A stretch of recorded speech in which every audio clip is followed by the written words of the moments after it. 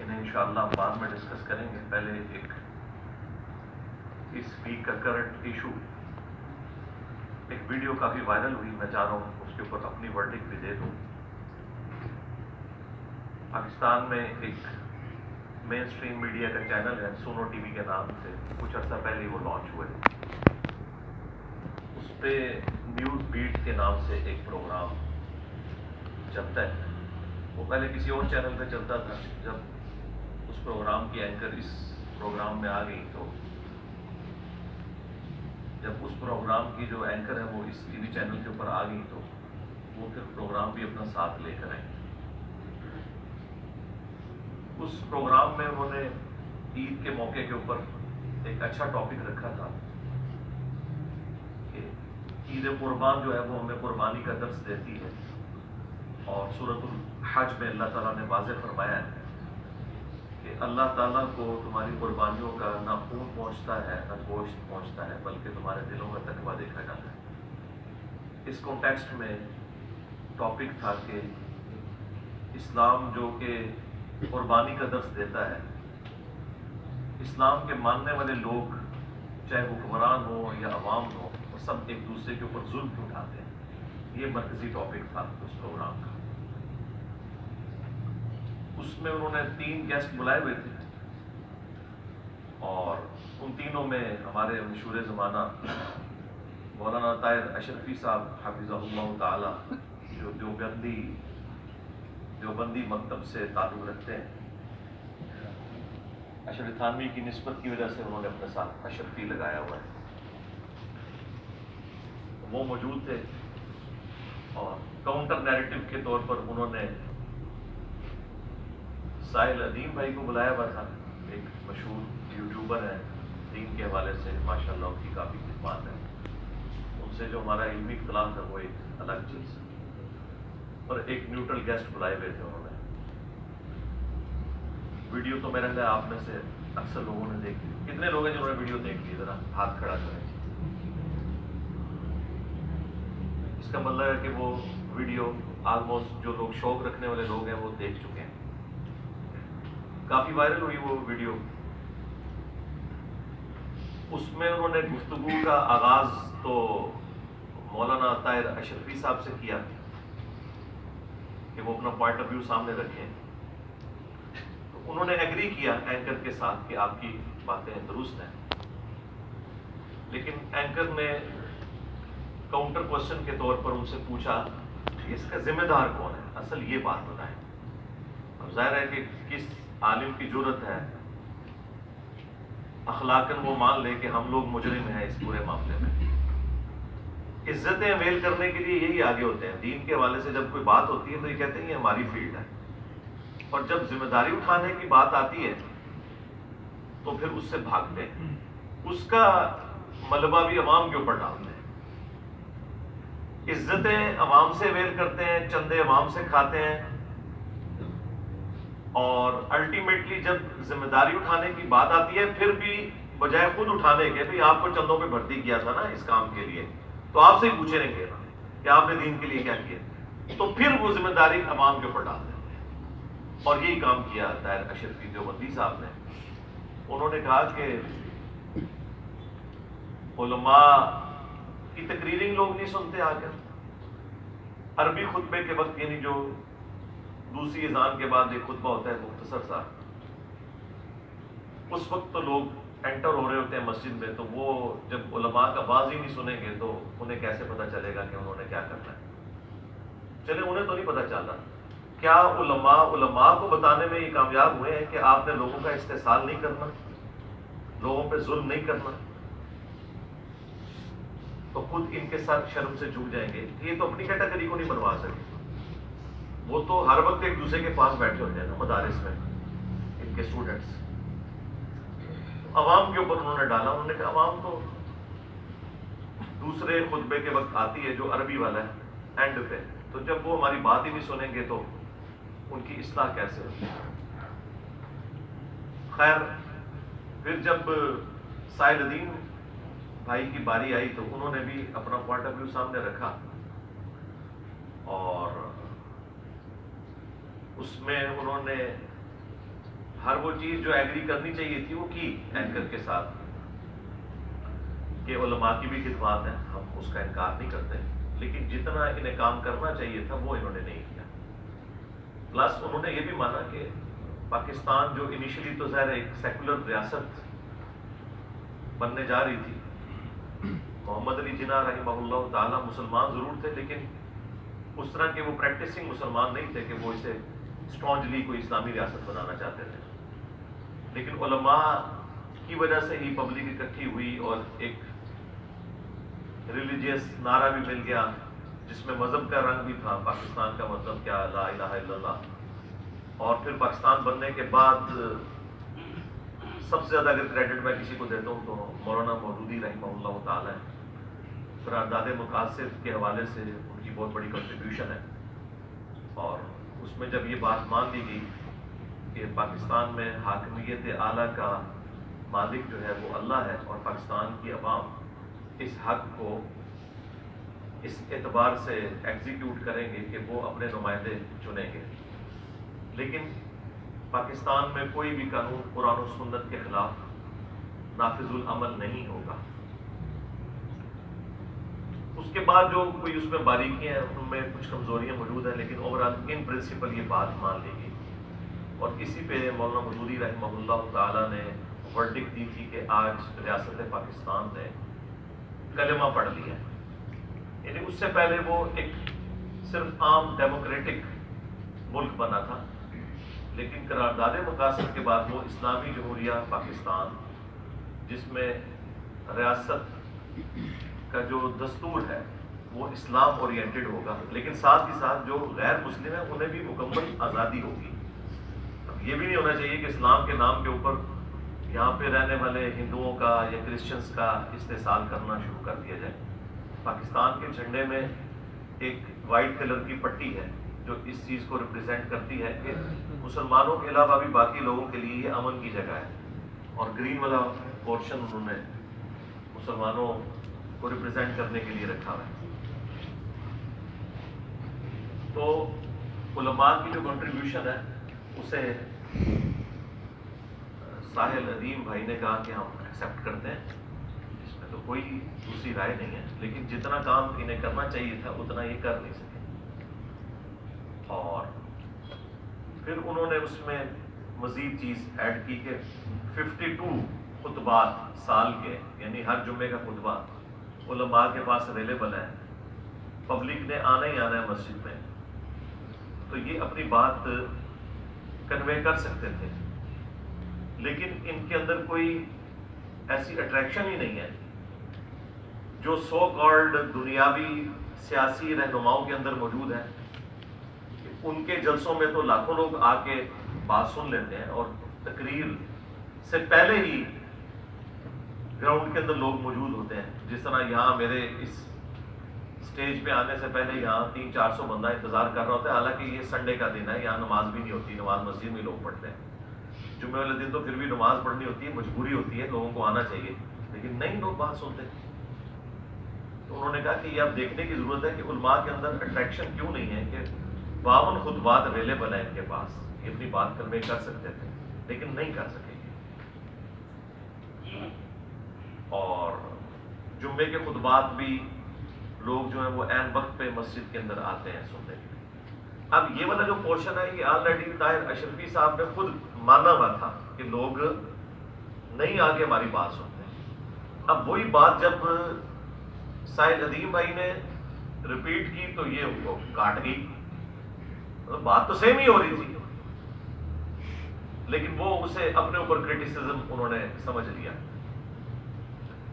Plus انہوں نے یہ کہا کہ دیکھیں آئنسٹائن ہے یا اسی طریقے سے دنیا میں جو بڑے بڑے لوگ ہیں ان کی لیگیسی کوئی آگے جماعتیں نہیں لے کے چلتی، نہ ان کے پاس کوئی پلیٹ فارم ہے، ان کا اپنا کام بول رہے ہیں، اور لوگ پیشن کے ساتھ جو فزکس کی فیلڈ کے لوگ ہیں وہ آئنسٹائن کو نیوٹن کو پریزنٹ کرتے ہیں، اسی طریقے سے کیمسٹری کی فیلڈ کے لوگ اپنے بڑوں کا ذکر کرتے ہیں، اور لوگوں کو انہوں نے اس اعتبار سے قائل کر لیے، اور بات ٹھیک بھی ہے۔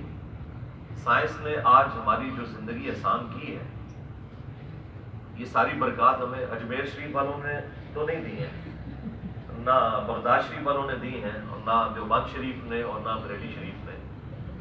یہ بیچارے تو پوری زندگی یہی نہیں طے کر سکے کہ اسپیکر میں نماز ہونی چاہیے یا نہیں ہونی چاہیے.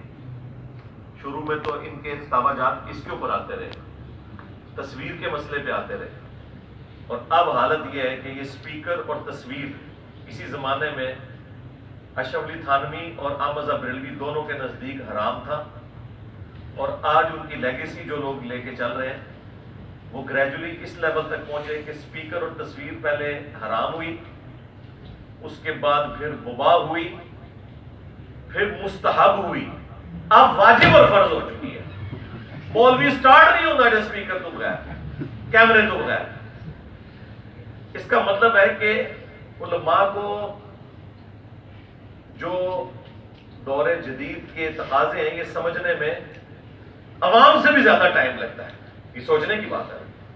اس کا مطلب ہے کہ عوام الناس کا انٹلیکچوئل لیول ان سے زیادہ ہے. عوام کو پہلے سمجھ آ جاتی ہے کہ بھائی یہ وہ تصویر نہیں ہے جس تصویر کی ممانعت تھی شریعت میں. چند انٹلیکچوئل علماء بھی تھے, علماء عرب, مولانا مودودی, ڈاکٹر اسرار, ڈاکٹر طاہر القادری, یہ وہ لوگ تھے جو شروع سے ہی اس تصویر کو اس کیٹیگری میں نہیں سمجھتے تھے. لیکن جو آرتھوڈاکس قسم کی جو روایتی سوچ ہے وہ تو شروع سے ہی ان چیزوں کے مخالف رہے, اور آج اس کے بغیر سٹارٹ نہیں ہوتے. لیکن اب لیٹ ہو چکے ہیں کیونکہ انجینئر صاحب میدان میں آ گئے. اور یہ جو بات لوگوں کو زوم ہو گیا نا کہ انجینئر صاحب پہلے آ گئے, اس وجہ سے میں کہتا ہوں کہ مجھے چھوڑ دیں, آپ لوگ کوئی علمی ویڈیو بنائیں, میں اپنے چینل سے اسے شیئر کرواتا ہوں, ہم دیکھ لیتے ہیں لوگ آپ کی بات سنتے ہیں کہ نہیں. آپ کی بات میں کوئی وزن ہی نہیں ہے, اور خدا نہ خواستہ اگر آپ کامیاب ہو گئے قرآن و سنت بیان کرنے میں, اور یہ میں صرف مزاح کے طور پر کہہ رہا ہوں, میری تو خواہش ہے, تو میں تو اپنے اسٹیج پہ آپ کو بٹھاؤں گا جس پہ آپ قرآن و سنت آ کے بیان کریں, بجائے فقہ حنفی بیان کرنے کے, صوفیاء کے جھوٹے واقعات بیان کرنے کے, پاپوں کی کتابوں کے ریفرنسز دینے کے. اللہ کی کتاب اور اس کے محبوب صلی اللہ علیہ وسلم کی سنت بیان کریں جو اتھینٹک نالج ہے, تو لوگ آپ کی بات سنیں گے. تو لوگ ہمیں کہتے ہیں کہ جی یہ چونکہ آپ پہلے آ گئے, میں کہتا ہوں جی ہم ابھی بھی نہ آئے ہوتے. ہم نے جو اب یہ مزاج لوگوں کا بنا دیا نا کہ قرآن و سنت کے بغیر چیز ایکسیپٹ نہیں کرتی. میری ویڈیوز نہ بھی اپلوڈ ہوں تب بھی ان کو کوئی نہیں سنتا, کیونکہ ان کے پاس کوئی چیز بتانے کے لیے ہے ہی نہیں ہے جو یہ بتائیں. اور اگر وہ کچھ بتائیں گے تو پھر ان کو اپنے سارے پرانے بزرگوں سے اعلان برات کرنا پڑے گا. ان کے تو قائد و نظریات کسی اور ہی فکر کے اوپر تھے. اچھا, اب یہ جو چند ایک باتیں انہوں نے کی جب سائد الدین بھائی نے, تو اب باری تو تیسرے نیوٹرل گیسٹ کی تھی, لیکن وہ مولانا طاہر اشرفی صاحب, چونکہ آپ کو پتا ہے مولوی تو سمجھدار ہوتا ہے, اسے سمجھ آ گئی کہ بھئی یہ تو معاملہ کسی اور طرف جا رہا ہے. انہوں نے کہا کہ مجھے پہلے 2 منٹ بول لینے دیں. اچھا, تو وہ اینکر نے ترس کھایا کہ چلو مولانا صاحب ہیں, ان کی بھی بیچ میں کوئی ایک آدھی خدا لے لیتے ہیں. حالانکہ اصولاً ایسا نہیں کرنا چاہیے تھا, وہ اپنی باری پہ بولتے نا. وہ اینکر کو اگر یہ پتا ہوتا کہ یہ اٹھ کے بھاگ جائیں گے تو وہ کبھی بھی ان کو اس طرح چانس بیچ میں نہ دیتے. تو انہوں نے کہا کہ جی میں تو ایسے بدتمیز شخص کے ساتھ بیٹھ ہی نہیں سکتا. انہیں یہ سمجھ آ گئی تھی کہ یہ ابھی 5 منٹ میں نے اتنی کروا لی ہے اپنی اور اپنے بڑوں کی, اور اگلے 1 گھنٹے کے اندر تو کچھ بھی نہیں ہونا, کچھ بھی نہیں بچنا. اگلے 1 گھنٹے کے اندر تو بچنا ہی کچھ نہیں ہے. جو آپ کو یاد ہے کہ میں نے بھی 1.5-2 سال پہلے کہا تھا کہ اسی کو کہا تھا, یہ اس وقت گورنمنٹ میں تھا نا, میں نے کہا تھا کہ تجھے بڑا شوق ہے نا مناظرے کروانے کا, تو بیٹھ پی ٹی وی کے اوپر اور بلا لے جتنے بڑے بلا سکتے ہو. تقی عثمانی صاحب کو بلانا ہے, مفتی منیر صاحب کو بلانا ہے, کسی اور کو بلانا ہے, بلاؤ, اور لائیو پروگرام چلے. اپنے موقع پہ تم بولو, پھر میں بھی ریبٹل کروں گا, میں بتاؤں گا کہ ان کے عقائد و نظریات کیا ہیں المحنت عدل مفنت کے اندر, اور قرآن و سنت میں کیا عقیدے لکھے ہوئے ہیں. تو دودھ کا دودھ پانی کا پانی ہو جائے گا.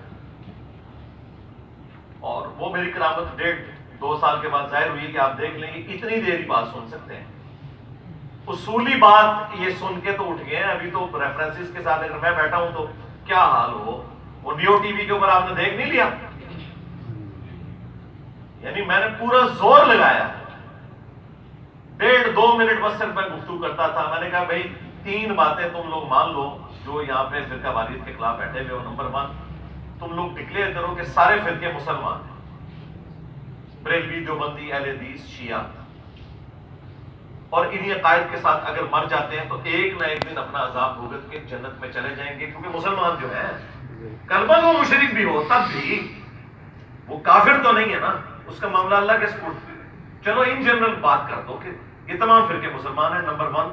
نمبر 2، ان سب کو چندہ دینا جائز ہے، جو تمہاری زندگی موت کا مسئلہ ہے. اسی کے اوپر ہی تو الگ ہوئی ہے مسجدیں. آپ اسلام آباد میں دیکھیں کتوں کی طرح لڑتے ہیں یہ مولوی، کتوں کی طرح.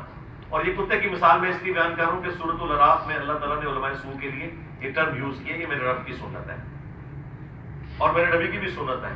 آپ صلی اللہ علیہ وآلہ وسلم کی بھی حدیث ہے ابو داؤد میں کہ میری امت میں ایسے گروہ پیدا ہوں گے جس طرح ہلکا کتا کسی کو کاٹ جائے اس کے ایک ایک ریشے میں وہ اس کا زہر پھیل جاتا ہے. تو ظاہر ہے کہ یہ ہلکا کتا علماء ہی کاٹتے ہیں، عوام میں سے تو نہیں کوئی ہلکا کتا ہوتا کہ جو دین سکھا رہا ہو. علماء یہود ہی خلاف ہوئے نا عیسیٰ ابن مریم کے علیہ السلام، اور وہی علماء یہود نبی صلی اللہ علیہ وآلہ وسلم کی مخالفت میں کھڑے ہوئے. تو یہ کتے کی مثال میں نے اس لیے بیان کی کہ کتے کی طرح لڑتے ہیں. اسلام آباد میں ایک سیکٹر میں ایک فرقے کو مسجد مل جائے نا، جب تک دوسرے فرقے کو اس سیکٹر میں مسجد نہ ملے تو لڑائی جھگڑا جاری رہتا ہے. باقاعدہ کلاشنکوفs نکل آتی ہیں، ایک دوسرے کے سر پھاڑ دیتے ہیں، اور پھر ایک ایک فرقے کے اندر بھی لڑائیاں ہوتی ہیں. کیونکہ یہ کمائی کے اڈے ہیں. جتنی بڑی جامع مسجد ہوگی اتنا ہی بڑا مجمع ہوگا، اتنا ہی بڑا چندہ ہوگا. تو ہمیں تو پتہ ہے، میں تو ریئل ٹائم کیونکہ ساتھ رہا ہوں، مجھے تو سارا آئیڈیا ہے ان لوگوں کا. تو یہ لوگ مسجدوں کے پیچھے لڑتے ہیں، ایک دوسرے کو بالکل ایکسیپٹ نہیں کرتے. اور یہ آج سے نہیں ہے، پہلے بھی اسی طرح ہی تھا. یہ ہمارے ڈاکٹر اسرار صاحب رحمہ اللہ تعالی ہمارے استاد، وہ بھی اپنے بھول پن میں بڑی تعریف کرتے تھے سلطنت عثمانیہ کی. ٹھیک ہے، کوئی اچھی باتیں بھی ہوں گی، وہ تو ہر جگہ موجود ہے. تو لیکن انہوں نے 400 سال تک یہ بدعت جاری کی ہے. 1517 سے 1917 تک 400 سال تک خانہ کعبہ شریف میں انہوں نے 4 مصلے ڈالے ہوئے تھے. امت کے مرکز کو توڑا ہوا تھا. حنفی، شافعی، مالکی، حنبلی. ہمارے پاس آج بھی وہ اس کی ریئل ٹائم تصاویر موجود ہیں کلرڈ، کیونکہ وہ مصلے پھر 1955 میں توڑے گئے ہیں. اٹھا تو انہوں نے لیے تھے لیکن اس کی جو بلڈنگز تھی وہ 1955 میں توڑی ہیں. اٹھا تو انہوں نے 1926 میں 1926 کے اندر فائنلی انہوں نے اٹھا لیے تھے. تو 400 سال تک انہوں نے 4 مصلے ڈالے ہوئے تھے. اگر یہ ایک دوسرے کو صحیح سمجھتے تھے تو 4 مصلے کیوں تھے؟ چلے میں حسن ظن رکھ لیتا ہوں کہ 4 مصلے تھے کہ پہلے فجر کی نماز سارے حنفیوں کے پیچھے پڑھتے تھے، ظہر کی سارے شافیوں کے پیچھے پڑھتے تھے، عصر کی سارے حنبلیوں کے پیچھے. اگر ایسا ہونا ہوتا تو پھر ایک ہی مصلی ہوتا، امام بدل دیا جاتا، 4 بلڈنگیں نہ بنتی. جن لوگوں نے امت کی جمعیت کو توڑا، کعبہ شریف جو امت کا مرکز تھا اسے 4 فرقوں میں بانٹ دیا، اور پھر آپ کو یہ کہانی کرائی ہوئی ہے کہ سارے ہی ہم ایک دوسرے کو مانتے ہیں. نماز پڑھنے کے لیے تیار نہیں ہے، مانتے ہیں. اور یہ تیسری شرط میں نے اس پروگرام میں رکھی تھی کہ تم لوگ فتویٰ دو کہ ایک دوسرے کے پیچھے نماز بھی ہو جاتی ہے. نمبر 1 سارے مسلمان ہیں، نمبر 2 چندہ دینا جائز ہے، نمبر 3 ایک دوسرے کے پیچھے نماز پڑھنا درست ہے. اور اینڈ تک وہ لوگ راضی نہیں ہوئے. چلے میں اس پہ ان کو سلوٹ کرتا ہوں، ایٹ لیسٹ انہوں نے مان لیا کہ وہ اس کے اوپر ایگری نہیں ہوئے، تاکہ عوام الناس کو پتہ چل جائے کہ انہوں نے جو اپنے چہرے کے اوپر میک اپ کیا ہوا ہے اتحاد امت کے نام پہ بیٹھ کے پیسے لے کے ان پروگراموں میں بیٹھے ہوتے ہیں. تو یہ لوگ اتحاد امت چاہتے نہیں ہیں، کیونکہ اتحاد امت تو ان کی موت ہے. اور بھائی جس دن میکڈونلڈز نے یہ اناؤنسمنٹ کر دی کہ چپس جو ہے ہمارے اچھے نہیں ہیں، KFC والوں کے اچھے ہیں، تو میکڈونلڈ تے گئی ہے، میکڈونلڈز تے KFC. تو بریلی اور دیوبند 2 فرنچائز ہیں، دونوں ایک امام حنیفہ کی جائز اولاد ہے. ناجائز نہیں میں کہتا، جائز اولاد ہے. اگرچہ ایک دوسرے کو جائز نہیں سمجھتے یہ، اور آپ ڈفرینسز ان کے دیکھ لیں، یہ ان کی حالت ہے. تو وہ اس پورے پروگرام کے اندر ایگری نہیں کیے. یہاں پہ بھی آپ دیکھیں وہ کہتے ہیں کہ یہ سائل جو ہے یہ گالیاں نکال رہا ہے ہمیں. اس میں گالی کہیں آپ نے سنی ہے کہ اس نے نکالی ہے؟ سرکار ان کے لیے یہی گالی ہے کہ آپ انہیں یہ کہہ دیں کہ بھائی آپ کی تقریر تو سننے کے لیے کوئی تیار ہی نہیں ہے، اس کو گالی سمجھتے ہیں. کیڑی سے بھی چھوٹا دل ہے ان لوگوں کا. حالانکہ یہ بات خود طاہر اشرفی صاحب خود کہہ چکے تھے کہ امام تو جی وہ عربی خطبے کے وقت آتی ہے. بھائی تو خود مان رہا ہے کہ لوگ تیری بات نہیں سنتے، اب اسی بات کو اگر ایک دوسرا بندہ ریپیٹ کر رہا ہے تو اس کے اوپر غصہ کھا رہا ہے. اور پھر تکبر اتنا ہے مولویوں کے اندر بھرا ہوا. سٹارٹ پتہ اس کیا ہے؟ میں تو جانتے ہی نہیں ہے کون ہے. مجھے بتائیں اس کا اس سوال سے کیا تعلق ہے جو اینکر نے کیا ہے کہ میں یہ نہیں جانتا کہ سامنے کون ہے. بھائی تو یہ بھی بول کہ میں یہ نہیں جانتا کہ جس کیمرے میں آپ ویڈیو بنا رہے ہیں اس کے پیچھے کیمرہ مین کون کھڑا ہوا ہے. بھائی اس کا ایسا کیا لینا دینا؟ تم لوگوں سے کوئی بات پوچھتا ہے تو اور طرف چل پڑتے ہو. تیری پھوپھی بھی ناچ گئی تھی.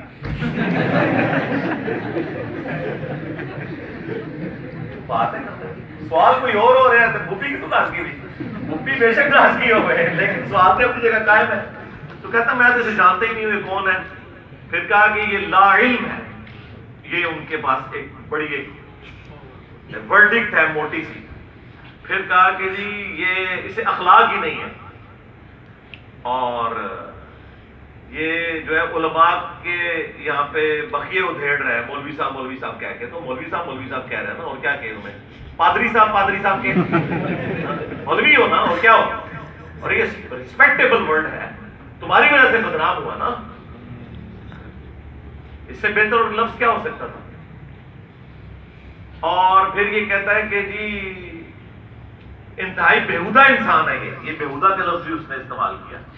اور پھر اینڈ پہ کہا جی میں معذرت کرتا ہوں، اٹھ کے وہاں سے وہ کالر مائک اتار کے چلے گئے. یہ ان لوگوں کا ٹوٹل ٹیمپرامنٹ ہے. یہ لوگ بات سننے کے لیے تیار ہی نہیں. ان میں اتنا حوصلہ نہیں ہے کہ اپنے مخالف کی بات سن لیں. اب مجھے بتائیں یہ جو مجھے بار بار کہتے ہیں جی بٹھاؤ علماء کے سامنے، بٹھاؤ علماء کے سامنے، تو علماء کے ساتھ تو جو میں نے کر دی ہے اس رمضان کے اندر ایک نیو ٹی وی کے پروگرام پہ جو فرقہ واریت والا، اور دوسرا جی ٹی وی پہ صلح حسن کے اوپر سنی شیعہ کنفلکٹ کے اوپر بھی جو انہوں نے مسجد ڈھکوا لی، اور فرقہ وارانہ نظریات کے اوپر بھی وہ آپ کے سامنے ہے. اس کے بعد تو میرے خیال آپ کو ضرورت ہی نہیں ہے. کسی میں حوصلہ ہی نہیں بیٹھنے کا. یہ سن ہی نہیں سکتے، یہ سن ہی نہیں سکتے کہ ان کے بڑوں نے کیا کام ڈالا ہے. نہیں سن سکتے. اور انہیں خطرہ ہے کہ ظاہر ہے کہ میں یہ بات تو سٹارٹ ہی اس سے کروں گا نا کہ ہاں جی بتاؤ نا ذرا کدھر کھڑے ہو. اور پھر یہ کہتے ہیں کہ جی وہ پرانے قصے چھوڑیں. پرانے قصے کیسے چھوڑ دیں؟ تم لوگوں نے چھوڑ دیے. تم لوگوں نے اسلام کو فرقوں میں بانٹا ہے تو انہی پرانوں کے نام پہ ہی بانٹا ہے نا. جب تک پرانے کٹہرے میں کھڑے نہیں ہوتے آگے ہم کیسے چلیں گے؟ یہ ہو ہی نہیں سکتا کہ پرانوں کو چھوڑ دیا جائے. یہ تو اسی طریقے سے ہے کہ قادیانی کہیں گے غلام احمد قادیانی کو چھوڑیں آپ، وہ اپنے اعمال کا خود ذمہ دار ہے، ہم سے بات کریں. یہ کیسے ہو سکتا ہے؟ جب تک تم اس دجال کو جس نے دعوی نبوت کیا دجال نہیں مانتے ہم آگے کیسے چل سکتے ہیں؟ یہ ڈیمانڈ ہی غلط ہے. اچھا قادیانیوں کی مثال میں فوراً سمجھ آ جاتی ہے. بس تو ظاہر ہے کہ ایک دوسرے کو اس طریقے سے سمجھتے ہیں آپس میں. باقی پھر ادھر بھی آپ کو سمجھ آ جانی چاہیے. کوئی مشکل راکٹ سائنس تو نہیں. میں کوئی آپ کو 4 آرڈر